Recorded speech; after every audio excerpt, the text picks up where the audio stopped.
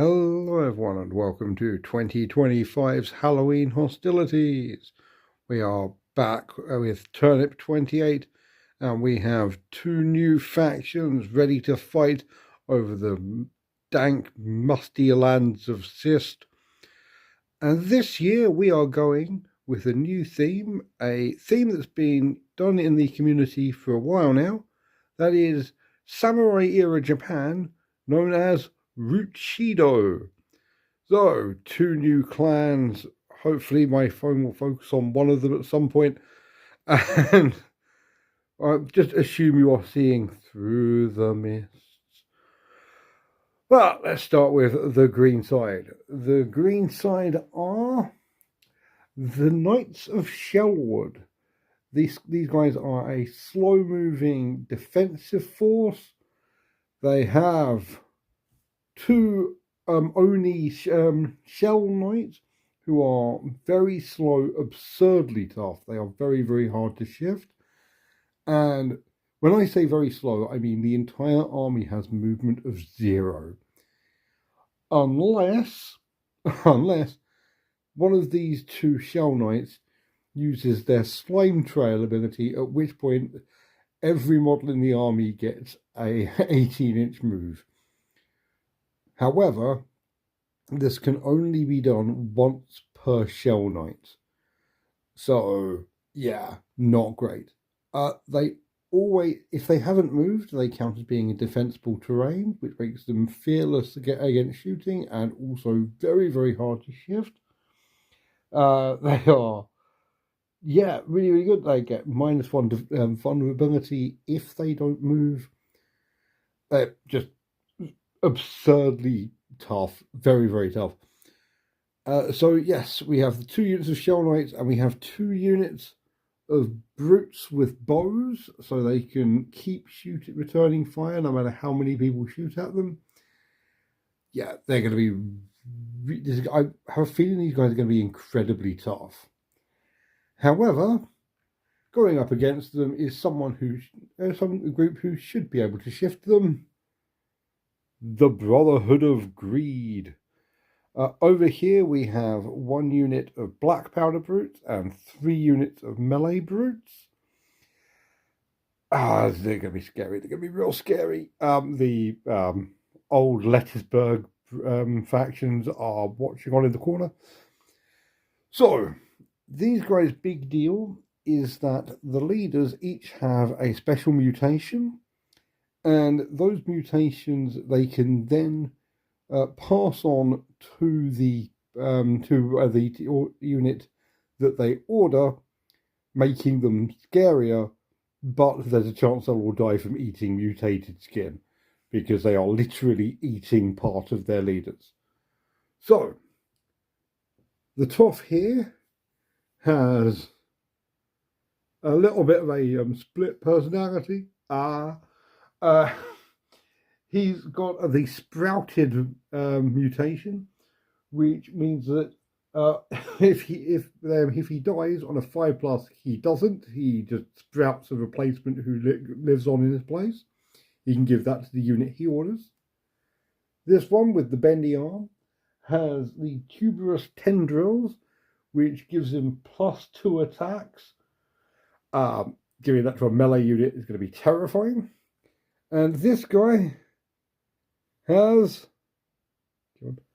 the Crown of Toes, which gives him the bowel loosening gives him the bowel loosening charge, which is really, really good for driving off enemies. These guys are only fearless against shooting, not against melee. So that is a big deal. And yes, I don't know whether I actually said it. 1 unit of black powder brutes, 3 units of melee brutes. These guys are going to be a very, very fast, hard-hitting army. These guys are going to be a very slow, defensive army. So I'm really interested to see who's going to win this. The mission is the standard fighting in just the Long March. You've got 5 objectives, and if you fail order roll, there's a chance you'll eat one of your own side, because I love that one so very, very much. I will use it every single time, and you can't stop me. So, who's going to go first? Is it going to be the Knights of Shelwood or the Brotherhood of Greed? I think the Knights of Shelwood are going first. And you know what? He is going to order this guy to charge, and he is going to use his slime trail to give the entire army 18 inches of movement. He has a melee. Oh, they have melee weapons, in case you hadn't noticed, from the giant clubs. He is going to attempt to charge this unit here, because 18 plus 2d6 is actually kind of doable. And he can re-roll because he's got melee weapons, and he's going to need to. Yeah. With 11 inches, that gives him a 29-inch charge. The entire thing is only 36 inches. He is definitely going to get in. Oh, start as we mean to go on. Okay, he has gone in. The toady has declined the opportunity to go with him for obvious reasons. And yeah, he's got 6 attacks, hitting on 4s because he has a melee weapon. Oh, that's bad. They have 5+ vulnerability. No saves. That is 2 dead already. Which means there is only going to be 8 attacks back. He says only. Also hitting on 4s because they're also inaccuracy 5 but with melee weapons. 2 hits back. He's got a 3+ vulnerability. He takes 1 wound. But yes, this lot have in fact already. They've lost already. Both sides have 1 panic. And now they need to run away. D6 plus 2 inches. Straight into the side of the board, where they will immediately gain another panic and lose 2 more people. Yeah, he's pretty good, I think. Okay, yeah, he needs to die. He's got 4 wounds, so that's not great. I think the leader, the Toff here, is going to order them to charge. He does not fail. They cannot fail their charge roll, so they're going in. For the record, I've said this before, I genuinely think Najinatas are cooler than katanas. Discuss in the comments. Look at them, they look so cool. And they have 12 attacks, hitting on 4s. Oh, no. The problem with Turnip is no one ever hits anyone. Yeah. So, 3 up vulnerability. Oh, he takes 2 more, but that means he's still not dead. Means he gets to return fire with his 6 attacks. Also hitting on 4s. Ooh.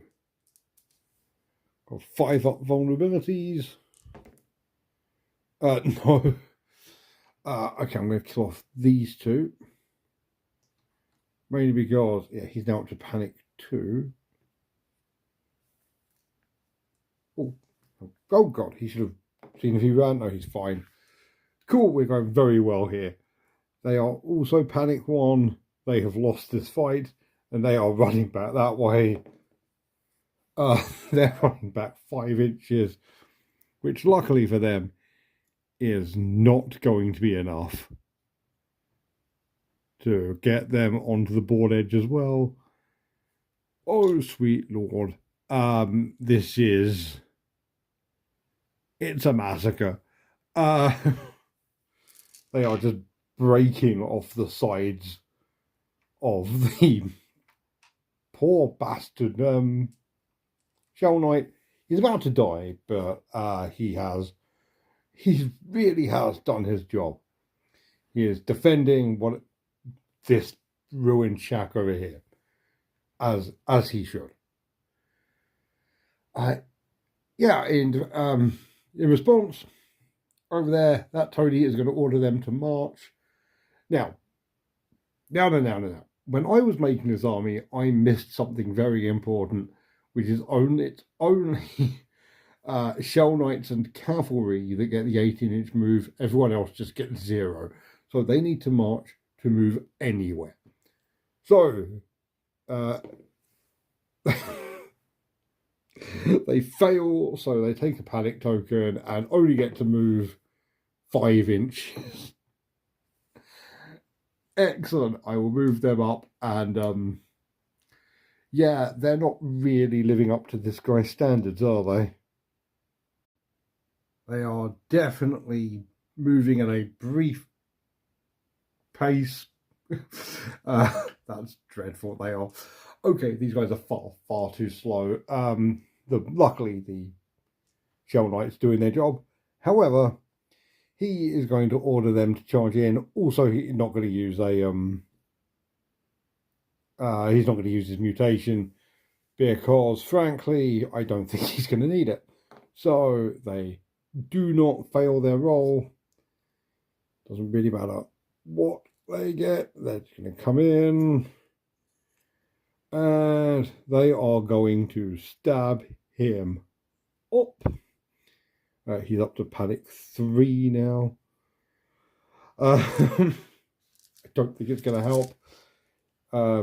He's going to move up. There you go. 4s to hit with their Najinatas. Oh no. Okay. He's got 3 up vulnerability. All of these need to save. Yep.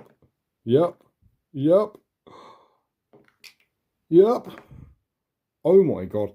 He did in fact survive. Is he going to get the thing? Get response. Okay, he gets 2 hits in response. 5 up vulnerability. Oh, they all save as well. So it goes back to these guys attacking again. Oh my god. Competency on display for Turnip. I have missed this dramatically. 3 up vulnerability. I'm just going to roll them all. Yeah, no, this time he does in fact die. They have killed 1 unit. But at what cost? That was so much damage. That has caused a lot of damage and a lot of panic. And in response, these guys are going to start marching. They're going to succeed. They're going to march. A grand total of 7 inches. Truly, these guys are the fastest thing on the field. Yeah, they have moved up. They're not going to do anything else. The Toff is going to order those 2.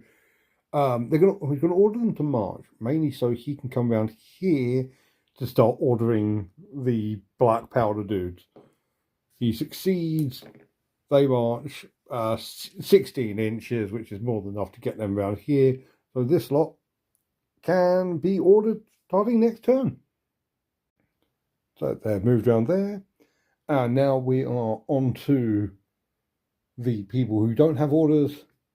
Starting with this dude, who is going to attempt to charge into these guys. He does fail. Okay, so he only charges 18 plus D6 inches for 23 inches. I think he might be in. But he does take D3 wounds as he eats himself. He takes a wound and a panic. So, you know, it's not all rosy. Not all rosy here. Look. He does, however, get 6 attacks into these guys before they get to do anything. Oh, that's a lot of hits. They've got 5 up vulnerability and they need to bring him down. Yeah, they don't succeed. So that is that entire unit wiped. I should have used the thing. I didn't think it was going to be worth it. And you know what? I stand by that. His mutation would have sucked. But they are now going to move and shoot because they need to get into his command radius. So, yes, they are fine. They're just going to move up to here, really. And they are going to politely request this gentleman here does not continue harassing their boss. He's going to do that. By shooting them. They need 5s to hit because they moved. That is 2 hits. Oop. Vulnerability of... Oh no, 6... Oh, yeah, no, that is right, yeah. Vulnerability of 3 is another wound. It means he also takes another panic. And now this is important for the Shell Knights. He is going to have to run now. No, he's not. He's fearless. What am I talking about?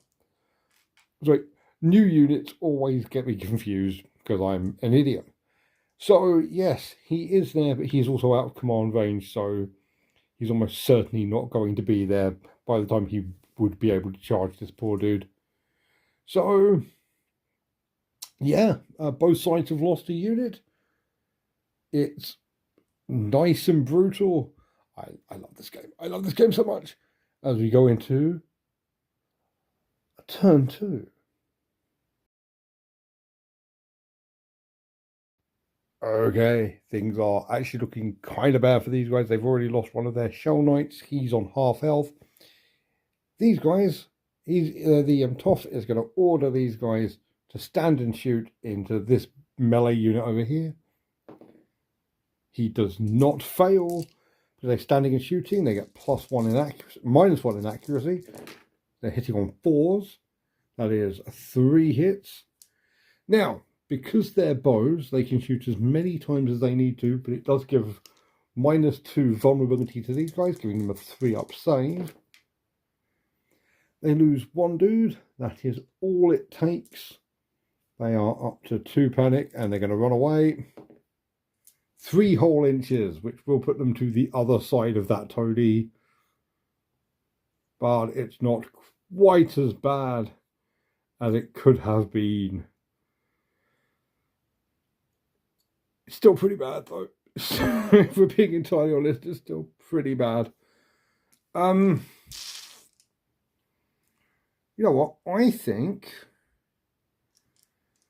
the Toff is going to feed him a bit of his swelling ability, and then he's going to order them to charge. So, difficult terrain, no one dies. Now, important part here is the order roll. On a 1, he immediately gets eaten by the rest of his team. No, they are fine. We have a charge roll to make. 6 plus 2d6. Oh, that is 14 inches, which I have a horrifying feeling is not going to be enough. Nope. Okay, I think it's going to need to be another 2 inches. I need to try and roll a 10 on 2d6. No, that's actually worse. A 12-inch move, but on the plus side, these guys get a free shot at them. 5s to hit. Oh, that's 2 hits. 3-up vulnerability. Another person dies from that team as well. Oh no. Oh, very no. I will move them up and we can laugh at them. You know, I say laugh at them. They have got to the middle of the field. So, you know, fair play to them. This lot are also going to stand and shoot into these guys. They succeed. They need They still need 5s to hit because they're in defensive terrain. That is 2 hits. 5 up vulnerability. That is 2 more dead. That is another panic, but they are in defensive terrain, so they are fearless when it comes to being shot at. Which is, yeah, pretty good if you're being shot at a lot by some bow users. Still, got down here now, and he is going to make this lot stand and shoot into him. He succeeds. Weirdly, not going to use his mutation because it gives them +2 attacks, which doesn't do anything for shooting. It's shooting per model. They need 4s to hit. Oh god. Okay, that is 2 hits. He always counts as being in defensible terrain, which means against shooting he has a 2-up save. No, they bounce off. So he's going to run. I actually forgot he was down there. Yeah, he's going to run pretty far. That's going to be 15 inches. Because basically he's going to try and get to within command range of this dude. So here's hoping. He doesn't make it. And now this lot are going to charge this dude. He is going to feed them his toes. Don't clip that out of context. On a 1, they die. One member of the team dies. It's fine. Now we roll the thing. Yep, he's fighting the order roll, and they're fine. They have a they get a 16-inch charge, which I think they will manage. So charging in.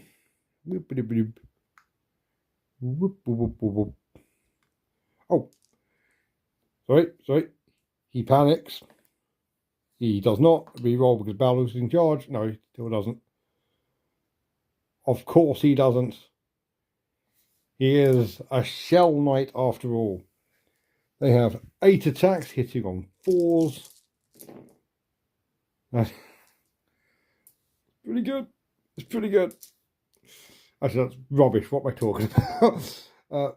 However, with the 3-up save, they do just absolutely murk the dude. That is the second Shell Knight dead. And this guy, very, very out in the open, looking kind of worried. But on the plus side, he does have... Oh, that's 3. They do have 3 panic now. Great. Oh, God. So, anyone who can move quickly on the Shell Knight side is dead. However, that's a lot of Brotherhood of Greed that needed to die to get there. As we go into a turn 3. There is only one thing that can be done in the current situation. He is going to have to charge this unit of brutes. So he gets, yes, he succeeds. Now, they need to roll a 3 or less not to run away. They run away. Excellent. They are going to run away 8 inches. So I'm going to measure that up. That might actually get them to the side of the board. And if it does, they are screwed. Then I will roll his charge after that. 8 inches means they hit the side of the board, their panic goes up by 1, and they lose 1 model for every model of the panic. Holy crap, he actually did something competent. It's so weird seeing someone do something competent in this game. So yes, he charges a whole 10 inches, which I think is going to get him to about there. So he is just going to get gunned down now. But who cares? I mean, he was a complete badass. He just chased off a whole bunch of melee brutes. So, yeah. Yep, that's going to get him to... Ha! Excellent. There is only one thing that can happen in this time. He is going to order them to eat from his tuberous tendril. Again, please don't clip this out of context. And then he is going to get them to charge. So one of them dies. I will live. He succeeds in his order roll, so he doesn't die. Now, the reason I did this is because it means they get +2 to their attack roll. So there's 5 of them there. They have 4 attacks each. That is 20 attacks. Have I prepped that many dice? We're going to find out together. Don't really normally need this many dice. Oh, I got 21. Sweet. Don't normally need this many dice in Turnip. But here we are. So, they need 5s to hit because they are black powder dudes. That's good old-fashioned Turnip. I mean, they call it inaccuracy for a reason. He has 1 wound and a vulnerability of 5+. He needs to make all these 5+ saves. I kind of hope he does, if I'm being entirely honest with you. No, he gets absolutely stomped into the ground. His valiant last stand is him being kicked to death by a bunch of gun users. How embarrassing for that toady. It's just sad at this point. Yeah, over there in response, the Toff is going. You know what? This is stupid, but I'm going to go with it. The toady is going to order that lot to gun him down. He succeeds in not screwing up. Now, do they succeed in hitting him? They need 5s. That is 1 hit. 5 up vulnerability. Nope, he is dead. All of the melee units from Brotherhood of Greed are dead. The only people left. He could act as well, actually. Yes, he's going to go first. He is going to attempt to charge this lot. He does not fail. However, they can stand and shoot. They need 5s to hit. That is 2 hits. He has vulnerability 5+. Oh, he saw that 6 and got very excited. Yes, he's very dead. That's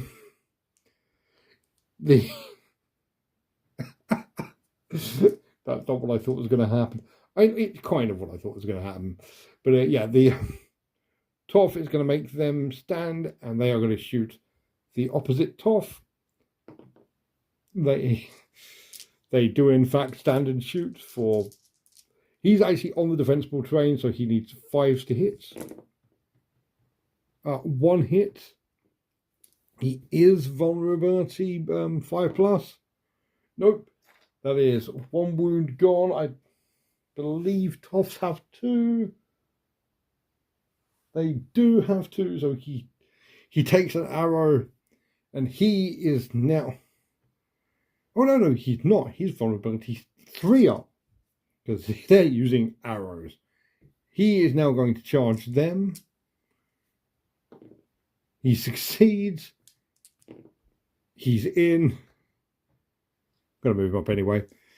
They get 6 shots, needing 5s to hit. 2 hits. Okay, 3 up saves because of the bows. He's fine. He would have been fine tanking that anyway. Toff gets 2 attacks, hitting on 5s. He is just as good as a brute. 1 hit. Failed the save.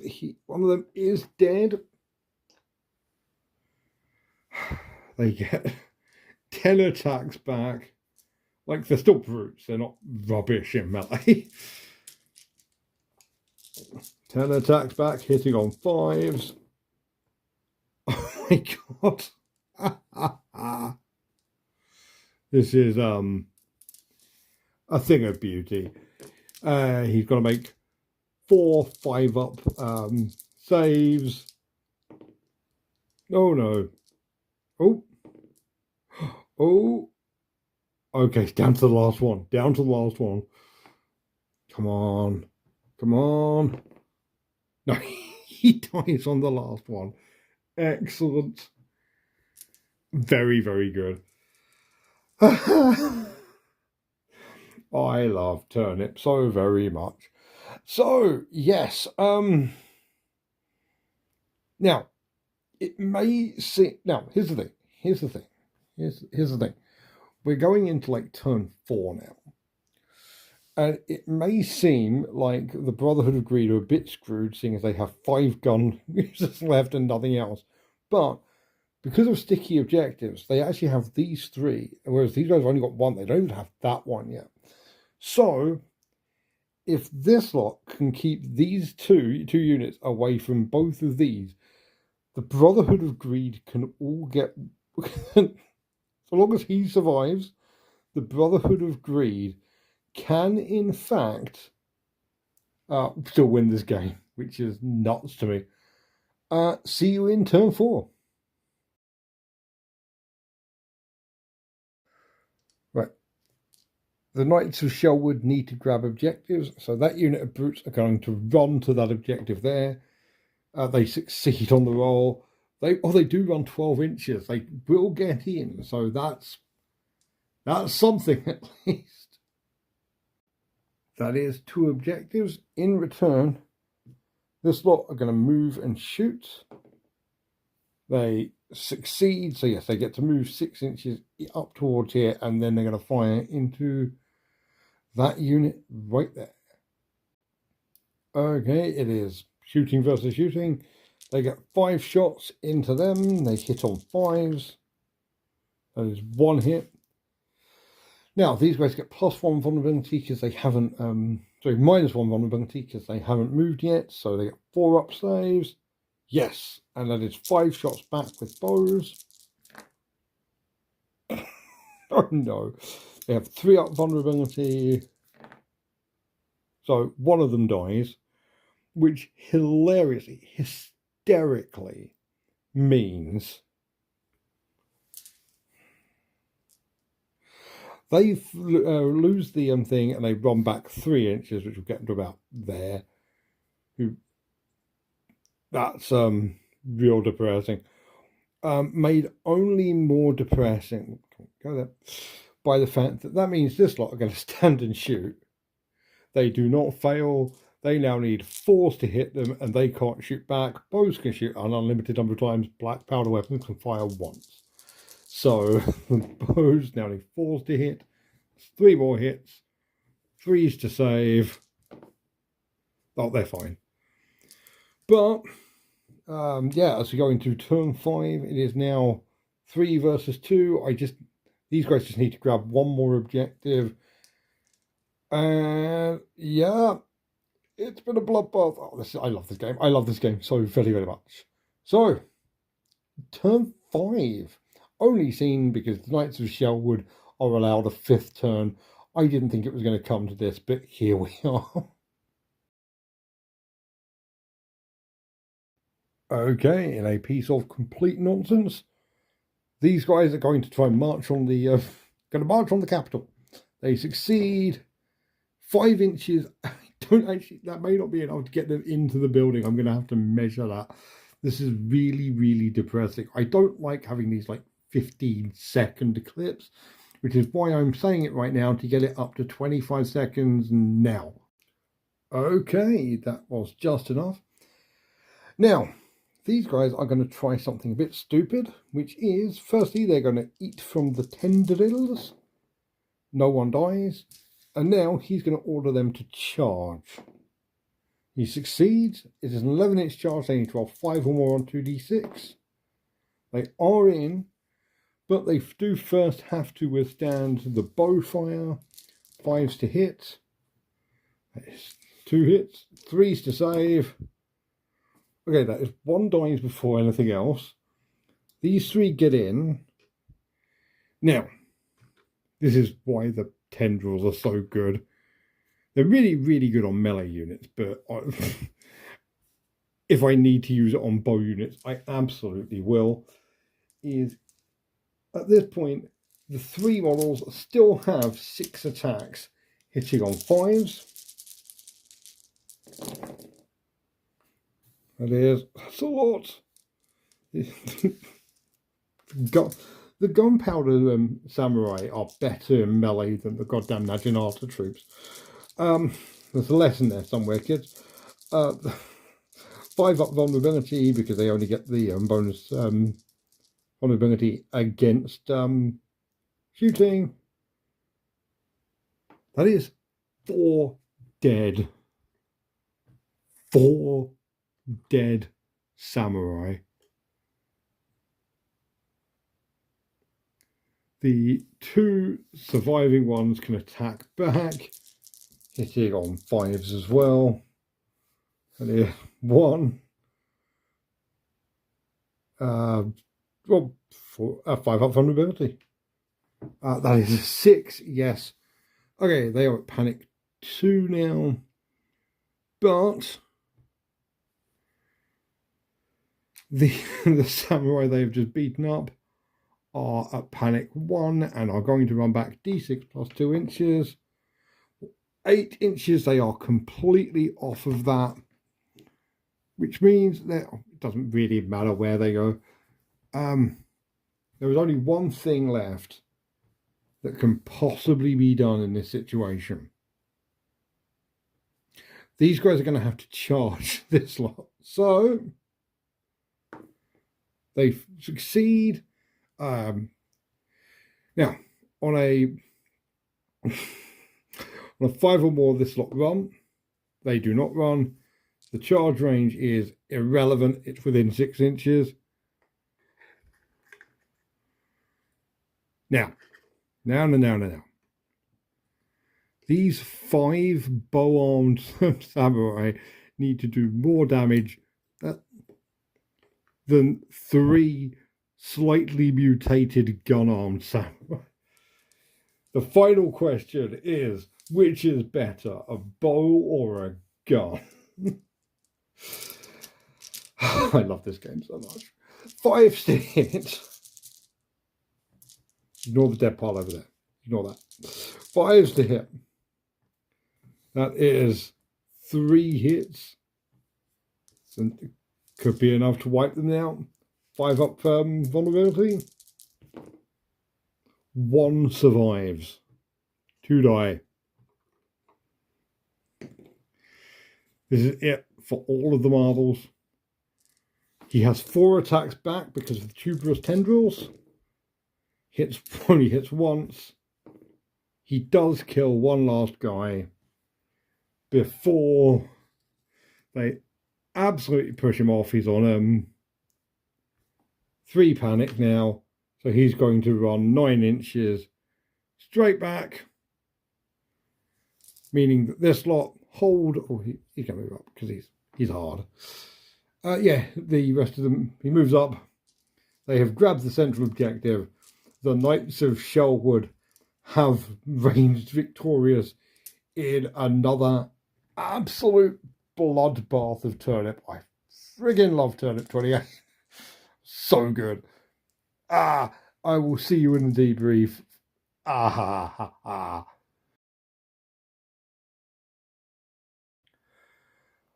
Well, I was not quite expecting it to go that way. I didn't think 3 units of melee brute would get wiped out quite that quickly, and I definitely didn't expect the Shell Knights to be quite that good in melee. But they are, and here we are. And yeah, hell yes. Turnip28 remains one of my favourite games of all time. It is always a comedy bloodbath. And just, yeah, hell yes. I'm really liking like the whole samurai theme of the root. Okay, I have a speech impediment that means it's hard for me to say R's, and this this game has a lot of uses of the word root. The Rootshido aesthetic of like mutant and like slightly overgrown samurai. It's very cool. It's really cool. I will say now, if you want to see better pictures of these armies, they're going to be put up on my Patreon with a little bit of like what's going on in my head when I made them, just to explain a few bits away. But yeah, in general, complete bloodbath, exactly what I thought was going to happen, apart from the bits that didn't, like the ranged units being better in melee than the melee units.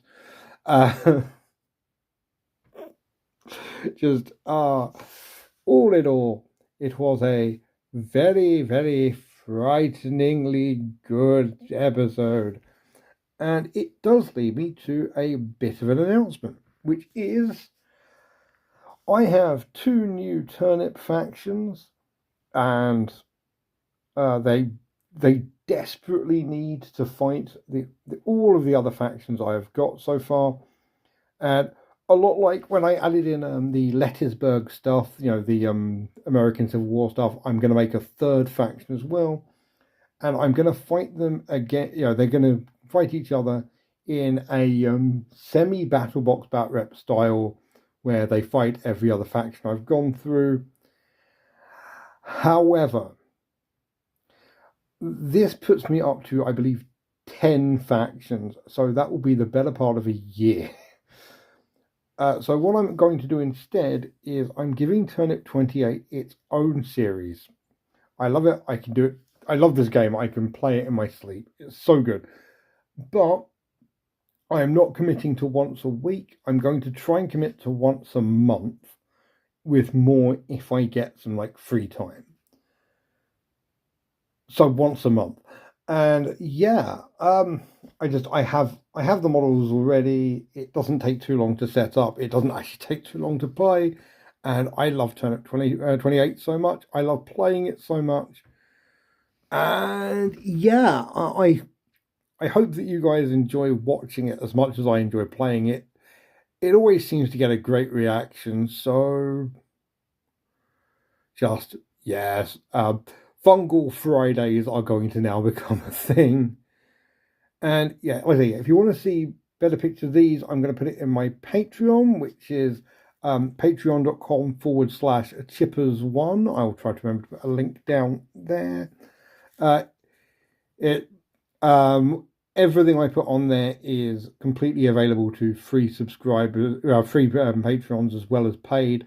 If you do feel like chucking me a buck, that will not be. I wouldn't complain, is all I'm going to say.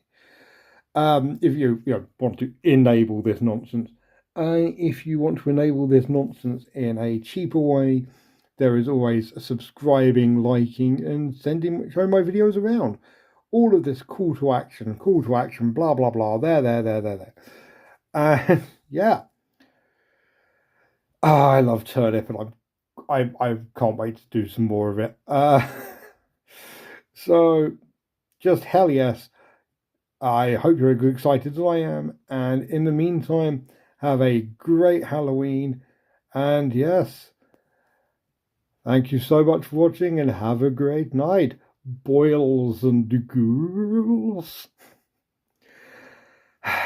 Night.